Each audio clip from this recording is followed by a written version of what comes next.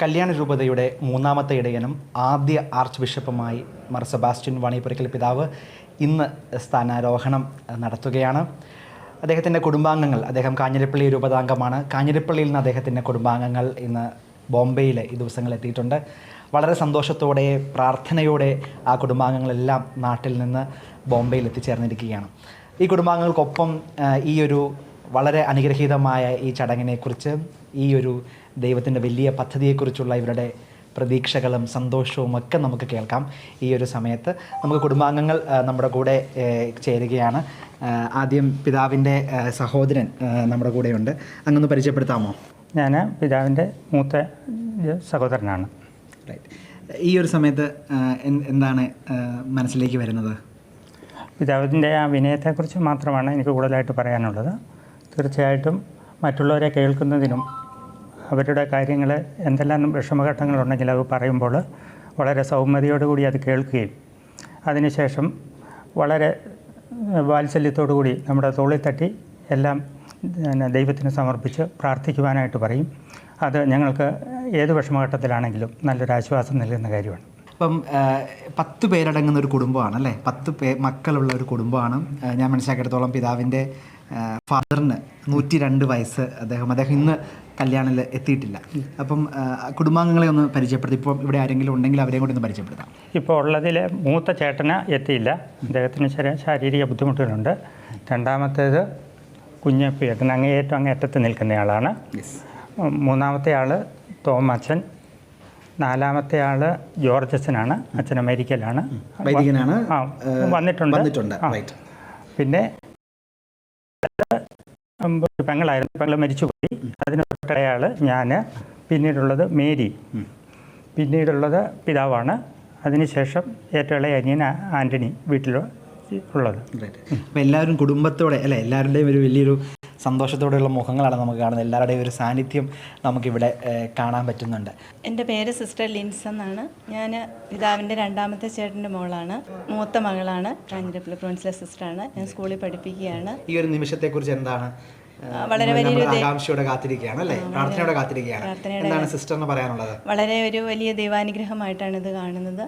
പാപ്പൻ്റെ എളിമയും സ്നേഹവും പരിഗണനയും മറ്റുള്ളവരെ എപ്പോഴും പരിഗണിക്കുന്ന നല്ല മനോഭാവങ്ങളുമൊക്കെയാണ് വലിയൊരു ഉയർച്ചയിലേക്ക് ദൈവം നൽകിയതെന്ന് ഞങ്ങൾ കരുതുകയാണ്. പിന്നെ എൻ്റെയൊക്കെ ജീവിതത്തിലാണേലും ഞങ്ങൾ ചെറുപ്പം തൊട്ടേ ഒത്തിരി സ്നേഹിച്ചും ഞങ്ങളെ പരിപാലിച്ചും ഞങ്ങളുടെ ആവശ്യങ്ങളെല്ലാം നിറവേറ്റി തന്നും ഞങ്ങളെ പ്രാർത്ഥിക്കാൻ പഠിപ്പിച്ചും പള്ളിയിൽ പോകുന്നതിനെക്കുറിച്ച് എപ്പോഴും ഞങ്ങൾക്ക് പറഞ്ഞു തരികയും ബൈബിൾ വായിക്കാൻ ഞങ്ങളെ പഠിപ്പിക്കുകയും ഒക്കെ ചെയ്യുന്ന നല്ലൊരു പാപ്പനായിട്ടാണ് ഞങ്ങൾ. ഞാൻ മേരി ആൻ്റണി, പിതാവിൻ്റെ നേരെ മൂത്തയാളാണ്.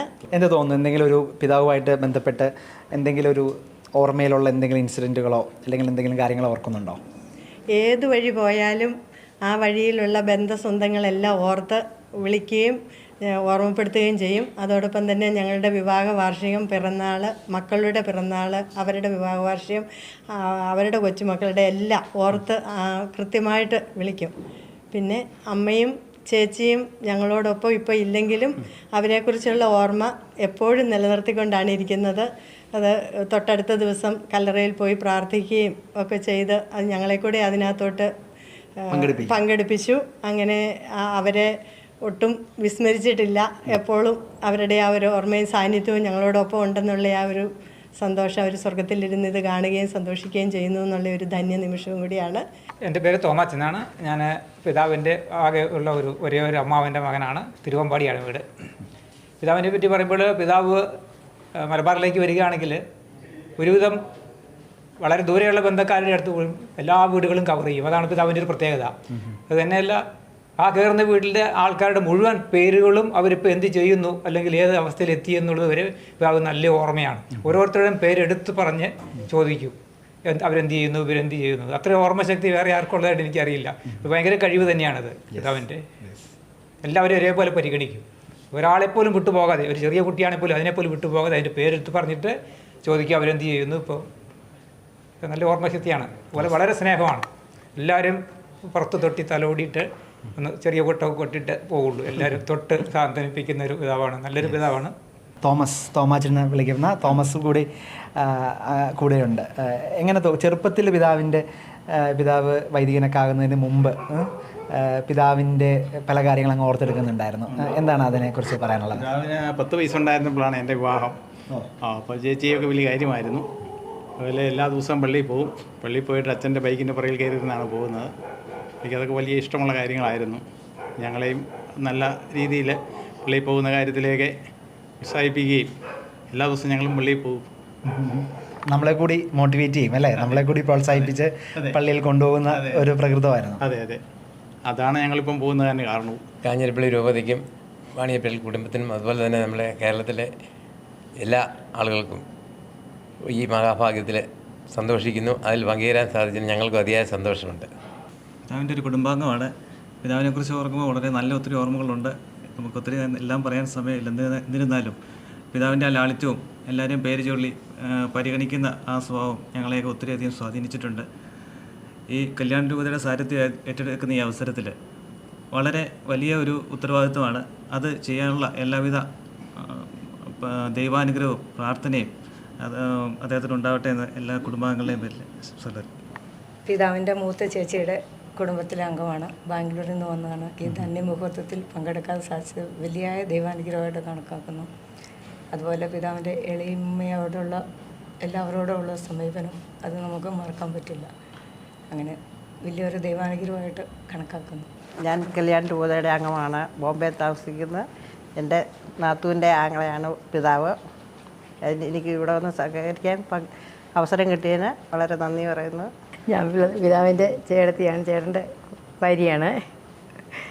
ഞാൻ വന്നപ്പം കൊച്ചായിരുന്നു, 5 വയസ്സേ ഉണ്ടായിരുന്നുള്ളൂ. എപ്പോഴും സന്തോഷത്തോടുകൂടി കഴിച്ചു. ഞാൻ പിതാവിൻ്റെ പാപ്പൻ്റെ മകനാണ്.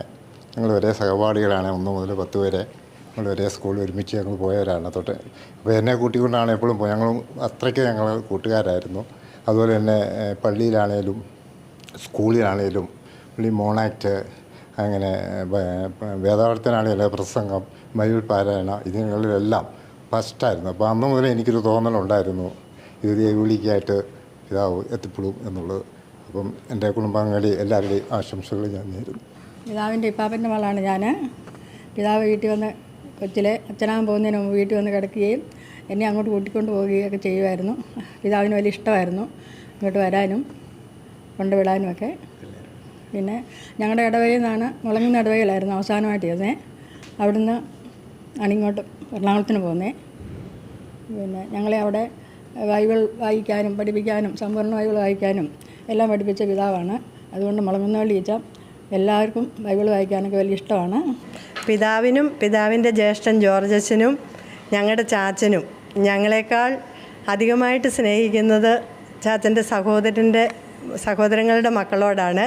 അവർക്ക് ഞങ്ങളെക്കാൾ കൂടുതൽ സ്നേഹവും പരിഗണനയുമുണ്ട്. അതിൻ്റെ ഒരു പ്രതിഫലനമാണ് ഇവിടെ വന്നിരിക്കുന്ന ഞങ്ങളുടെ സഹോദര മക്കളൊക്കെ.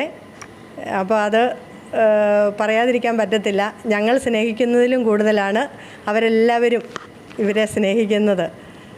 പിതാവിൻ്റെ ചെറുപ്പം മുതലുള്ള ഒരു ശീലമായിരുന്നു എല്ലാവരെയും അടുത്തുപോയി പരിചയപ്പെടുകയും മിണ്ടുകയും അവരെ കൂടെ നിർത്തുകയും അവരോടൊപ്പം ആയിരിക്കുകയും ചെയ്യുക എന്നുള്ളത്. അതൊക്കെ ഞങ്ങൾക്കും അഭിമാനകരവും അനുകരിക്കണമെന്ന് തോന്നുന്നതുമായ കാര്യങ്ങളാണ്. ഒത്തിരി സന്തോഷമുണ്ട് ഞങ്ങളുടെ കുടുംബത്തിൽ നിന്ന് ഇങ്ങനെ ഒരു സഹോദരൻ ഇത്രമാത്രം ഉയർച്ചയിലേക്ക് ഉയരുന്നത് കാണുവാനായിട്ട് സാധിക്കുന്നതിൽ ഞങ്ങളുടെ പ്രാർത്ഥനയും എല്ലാവിധ ആശംസകളും ഞങ്ങൾ നേരുകയാണ്. ആ സന്തോഷത്തിൽ പങ്കുചേരാനായിട്ടാണ് ഞങ്ങൾ അങ്ങ് നാട്ടിൽ നിന്ന് ഇവിടെ എത്തിയിരിക്കുന്നത്. പിതാവിൻ്റെ സ്ഥാനാരോഹണ ചടങ്ങിൽ പങ്കെടുക്കാൻ 50ഓളം കുടുംബാംഗങ്ങളാണ് കാഞ്ഞിരപ്പള്ളിയിൽ നിന്നും മറ്റ് പ്രദേശത്തു നിന്നും ബോംബെയിൽ എത്തിച്ചേർന്നിരിക്കുന്നത്. ഇവരെല്ലാം പങ്കുവച്ചത് പിതാവിൻ്റെ സ്നേഹമാണ്. കുടുംബാംഗങ്ങളോട്, ഇടവക വിശ്വാസികളോടൊക്കെയുള്ള പിതാവിൻ്റെ സ്നേഹവും അലിവും ആർദ്രതയുമാണ് ഇവരെല്ലാം പങ്കുവയ്ക്കുന്നത്. ഒത്തിരി ആളുകളുടെ ലൈഫിനെ ടച്ച് ചെയ്ത് പലരെയും പ്രാർത്ഥിക്കാൻ പഠിപ്പിച്ച്, പ്രാർത്ഥിക്കാൻ പ്രേരിപ്പിച്ച് ഒത്തിരി മനുഷ്യരുടെ ജീവിതത്തെ തൊട്ട പിതാവാണ് സെബാസ്റ്റ്യൻ വാണിയപ്പുരയ്ക്കൽ പിതാവ് ഇന്ന് സ്ഥാനാരോഹണം ചെയ്യുമ്പോൾ ആ ഒരു സൗഭാഗ്യം, ആ ഒരു ദൈവകൃപ കല്യാൺ രൂപതയിലെ കല്യാൺ അതിരൂപതയിലെ വിശ്വാസ സമൂഹത്തിനൊന്നാകെ ആ ഒരു സ്നേഹത്തിൻ്റെ സാമീപ്യം ഉണ്ടാകട്ടെ എന്ന് നമുക്ക് പ്രാർത്ഥിക്കാം. ഇത് നിതിൻ ജോസ്, ഷെക്കൈന ടെലിവിഷനു വേണ്ടി ബോംബെയിൽ നിന്നും.